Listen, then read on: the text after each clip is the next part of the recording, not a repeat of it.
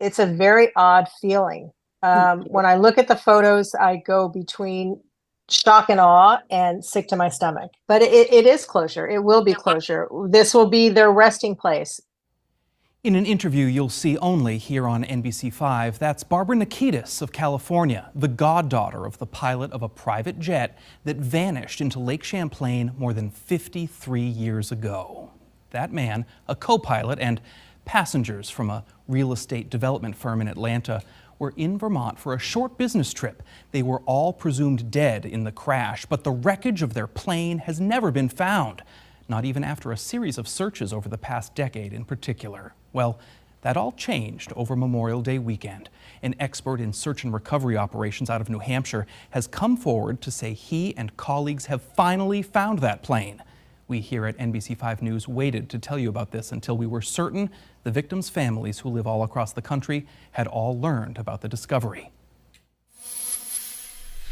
I'm feeling a mix of shock and disbelief at this time. Frank Wilder of Pennsylvania just took a big step toward healing, a journey he's been on for more than a half-century. I never thought this day would happen. His dad, also named Frank Wilder, was one of 5 men who vanished after a business trip to Vermont in January 1971.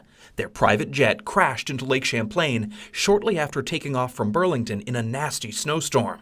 But aside from some debris, the wreckage was never found, and neither were the bodies of the people on board. Those unanswered questions haunting the victims' families for decades and inspiring occasional searches with sonar scanning the lake bottom, all turning up nothing until finally, I'm so relieved that they did find it. a breakthrough. Searching for anything that's been lost underwater is always an interesting story. Gary Kozak of Goffstown, New Hampshire, specializes in undersea search and recovery. Long intrigued by the puzzle of the missing jet, Kozak spent a couple years analyzing data from previous scans of the lake, looking closely for shapes that didn't seem natural. A series of follow-up searches with colleagues using high-resolution imaging technology and remote-operated vehicles this month, then finding a debris field showing a broken fuselage with paint scheme matching their target, along with the apparent remains of engines, an instrument panel, wing structure, and other evidence leaving Kozak certain he found the jet in question. If it walks like a duck, quacks like a duck, and looks sort of like a duck, it's probably a duck. There were a lot of people that contributed something that made this happen. And if any one of those didn't contribute, this never would have happened. He tells us he provided information on the discovery to authorities, including the National Transportation Safety Board, for final confirmation. I cried because we've had a lot of false alarms, something that looks like a plane, it's not a plane.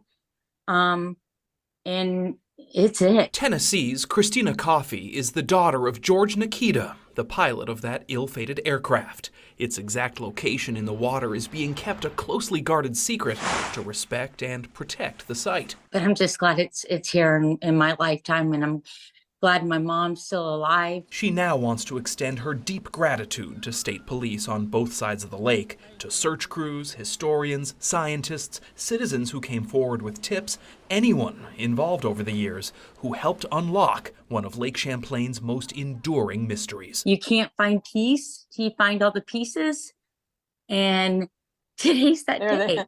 Today's the day. There are the pieces. They're all there. Today's the day, and it's done. Now, you may be curious, what will happen to the jet now? Well, it's really too soon to say for sure. Experts close to the investigation have told me it would likely be very complicated, delicate, and costly work to remove the plane from the lake. But families tell me this whole case has been a reminder of never say never, so they're just going to wait and see what the experts at the NTSB decide will be next. Now, NBC5 First Warning Weather, the area's certified most accurate forecast. Really nice story, Jack, and such an important discovery that they made there. I've been covering this for more than 10 years, and I have to say this is an update that I never thought I would get to report, so wow. I'm so thrilled for those families.